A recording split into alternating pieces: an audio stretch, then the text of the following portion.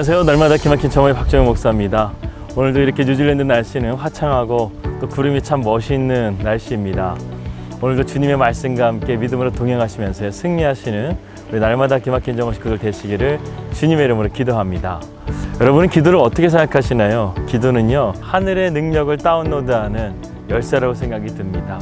계속해서 기도의 시리즈를 살펴보고 있는데요, 얼마나 기도가 중요한 것인지, 그리고 얼마나 기도가 우리의 삶 가운데 필요한 것인지를 절감하게 됩니다. 그런데 기도는 참 쉽지가 않은 것 같아요. 인내의 시간이 필요하고 또 기다림의 시간이 필요합니다.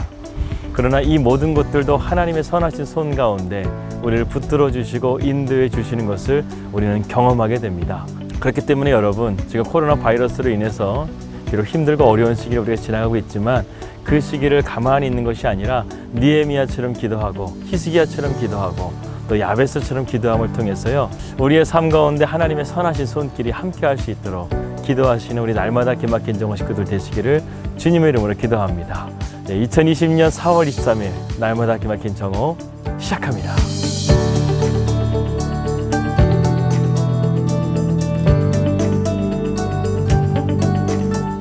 우리는 계속해서 성경의 기도의 인물들을 함께 살펴보고 있습니다. 히스기야의 기도, 그리고 야베스의 기도, 그리고 어제는 느헤미야의 기도를 통해서 우리가 살펴보았는데요, 오늘은 에스라의 기도를 함께 살펴보도록 하겠습니다. 신앙생활은 마치 장애물 달리기와 같습니다. 하나님을 믿는 우리에게도요, 장애물이 있습니다. 그런데 이 장애물을 넘어가는 방법은 분명하게 세상과 달라야 됩니다.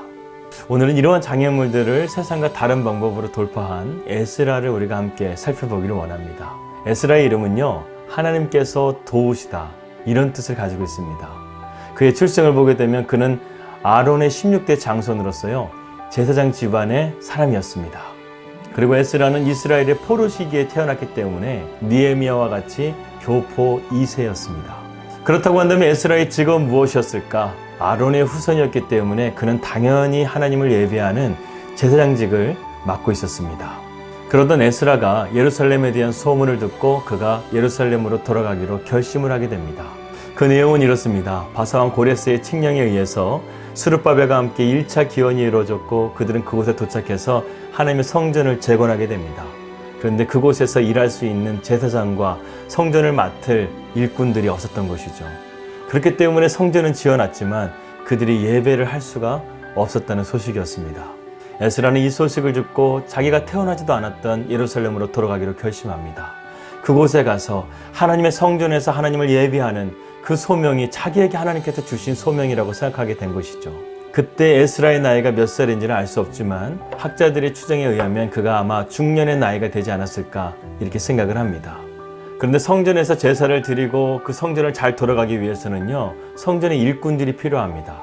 하나님께서는 이러한 일꾼들을 레위 족속을 구분하셔서 레위 족속들로 하여금 그러한 일을 맡게 하셨죠.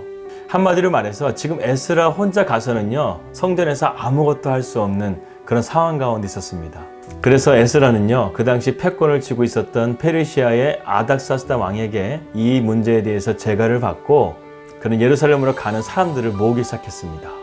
그 문제가 무엇이냐면 성전에서 일할 수 있는, 오늘날로 말하면 전임 사역자를 구하는데요, 레위 족속이 단 한 명도 자원하지 않은 것입니다.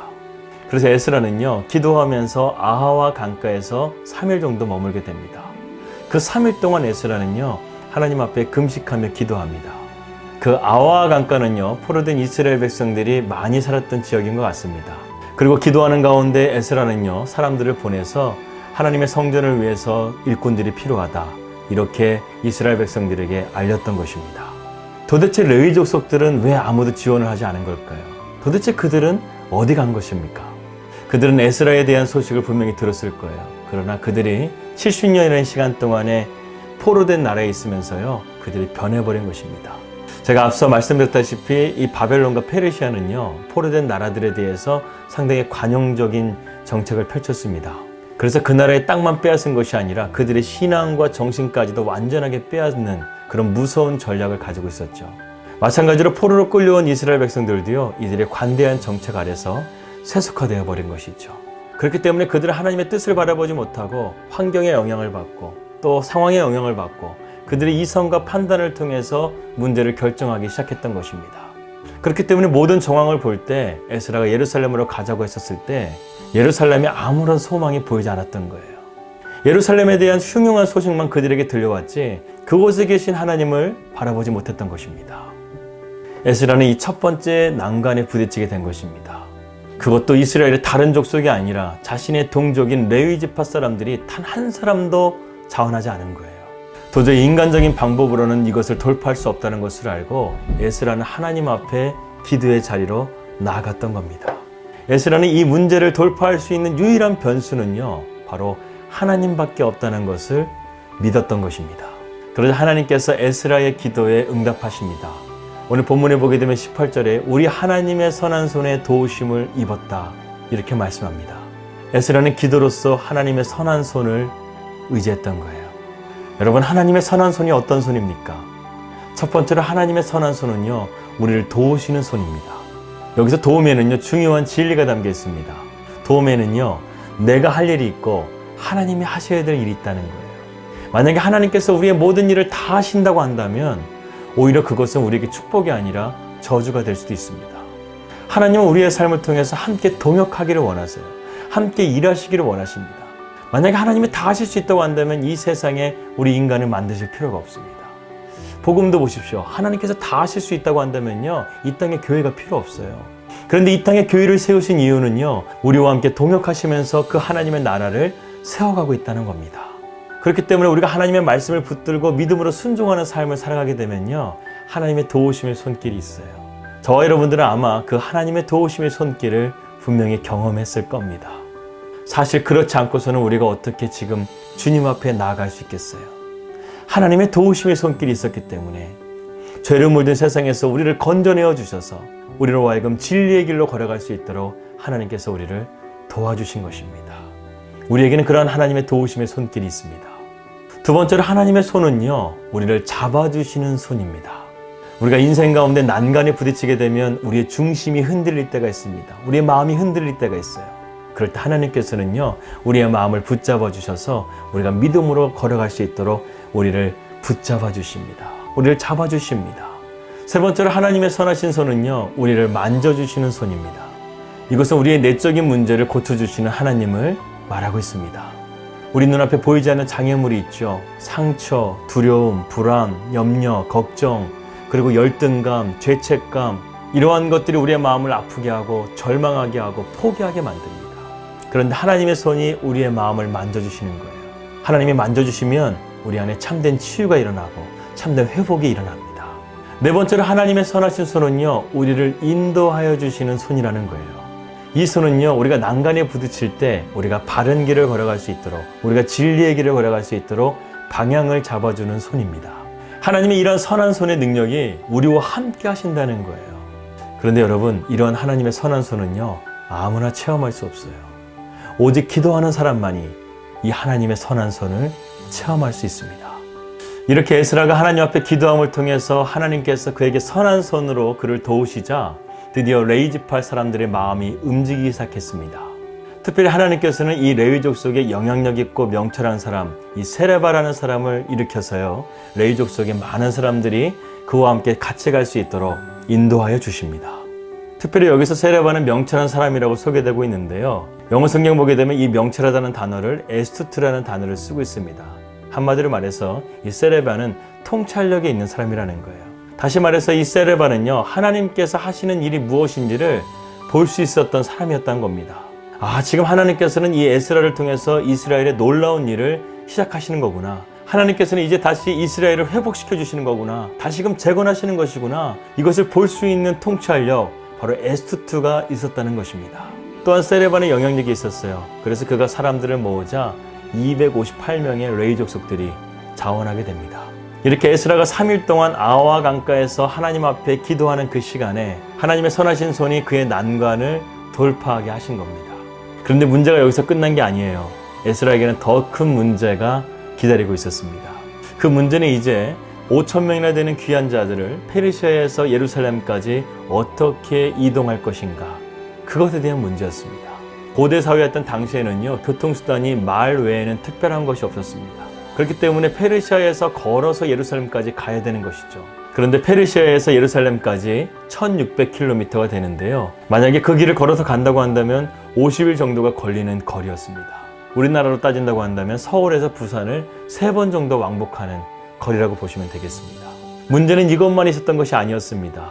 그 5,000명을 데리고 가는 그 경로 가운데 들짐승도 있고 또 도적대들을 만날 수도 있는 위험이 도사리고 있었던 것이죠. 이런 상황에서 에스라가 취할 수 있는 가장 현실적인 방법은요, 바로 페르시아 왕 아닥사스다 왕에게 도움을 요청하는 것이었습니다. 이미 아닥사스다 왕이 에스라가 요청했었을 때 그 문제를 제거해 주었기 때문에 이 문제에 대해서 에스라가 아닥사스다 왕을 찾아가서요, 우리가 갈 수 있도록 군사들을 좀 내어달라 이렇게 부탁한다고 했다고 한다면 아닥사스다 왕이 이미 제거한 문제이기 때문에 그 문제를 허가하지 못할 이유가 없었던 것입니다. 그런데 에스라는 이 문제를 현실적으로 풀어가려고 하지 않아요.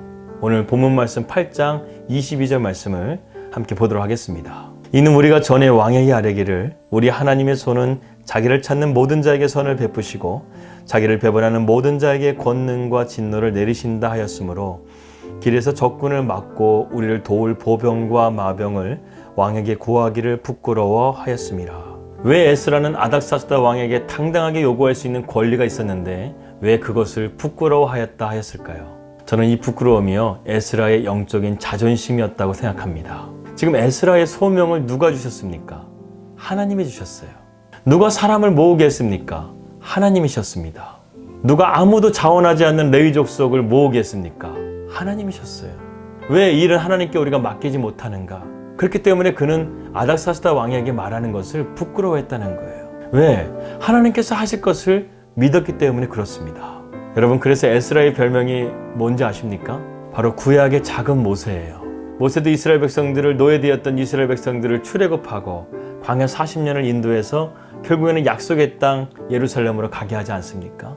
에스라도 마찬가지인 거예요. 에스라도 지금 포로된 백성들을 광야를 지나서 예루살렘으로 지금 인도하고자 하는 그러한 자리 가운데 있었던 것입니다. 그리고 그는 하나님 앞에 기도하기 시작해요. 하나님 앞에 엎드리기 시작해요. 하나님, 이 일은 하나님께서 시작하신 일입니다. 하나님께서 반드시 하나님의 방법으로 일하시고 하나님께서 반드시 이 일을 끝내실 것을 나는 믿습니다. 그는 모세의 하나님이 지금도 살아계시다고 한다면 우리도 마찬가지로 이 50일간의 대장정 가운데 하나님께서 지켜주시고 보호해 주셔서 우리로 하여금 반드시 그 예루살렘으로 도착하게 할 것을 믿음으로 바라봤다는 거예요. 그런데요, 에스라의 마음 가운데는 또 한 가지의 마음이 있었습니다. 왜 굳이 편한 길이 있는데 왜 어려운 길을 가려고 하는 거예요?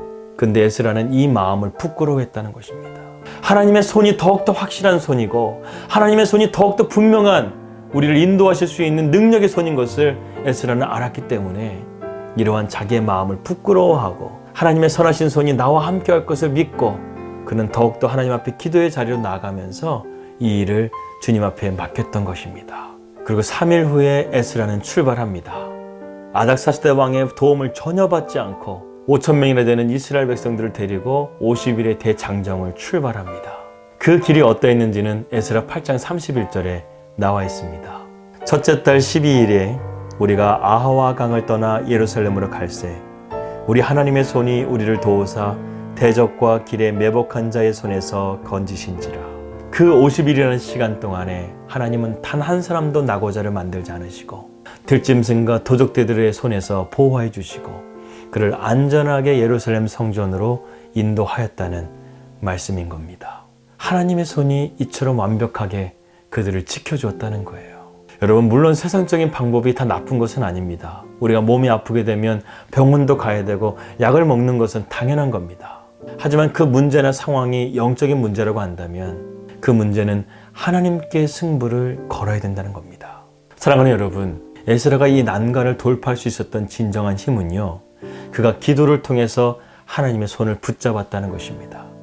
그 손을 붙잡고 그는 절대로 놓지 않았어요. 세상적인 방법에 흔들리지도 않았습니다. 그가 믿음으로 하나님 앞에 나갔기 때문에 그에게 하나님의 도우심이 있었고 하나님의 붙잡으심이 있었고 하나님의 만지심이 있었고 하나님의 인도하심이 있었던 것입니다. 우리도 에스라의 신앙처럼 하나님 앞에 겸비된 신앙이 되어져서 저와 여러분의 삶에 하나님의 선한 손길이 늘 함께 하시기를 주님의 이름으로 기도합니다. 하나님 아버지, 오늘도 우리가 기도의 사람 에스라를 통해서 우리의 삶에 선한 손길을 베풀고 계시는 하나님의 그 손을 바라볼 수 있도록 은혜를 주신 것을 감사합니다. 그렇습니다. 하나님, 우리의 삶에 하나님의 손길이 함께합니다. 그렇기 때문에 우리가 세상을 살아가면서 불안해하거나 염려하거나 걱정하거나 죄책감을 갖거나 열등감 속에 살아가는 것이 아니라 주님이 주시는 참된 평강 속에서 하나님의 선한 손길을 붙들고 나아갈 수 있는 믿음의 삶이 될 수 있도록 인도하여 주시옵소서. 우리가 더욱더 하나님 기도의 손을 높이 들게 하여 주시옵소서. 하나님의 선하심을 더욱더 의지할 수 있는 우리의 믿음이 될 수 있도록 인도하여 주시옵소서. 이 모든 말씀 예수님의 이름으로 기도합니다. 아멘. 오늘의 기도 제목입니다. 이거 뉴질랜드 땅 가운데 성령의 새바람이 불 수 있도록 기도해 주시고요. 그리고 저희 가정을 위해서 늘 기도해 주시길 바라겠습니다. 저희 가정이 세상의 방법이 아니라 하나님의 방법을 더 의지함을 통해서 이 땅 가운데 하나님의 선한 역사를 나타낼 수 있도록 기도해 주시길 바라겠습니다. 그리고 코로나 바이러스가 하루빨리 끝나서요, 우리의 삶에 안정이 찾아오고 그리고 우리가 성서에서 예배할 수 있는 그 기쁨을 함께 누릴 수 있는 그날이 속히 오기를 함께 계속해서 기도하기를 원합니다. 평안한 하루 되시고요. 저는 내일 뵙도록 하겠습니다.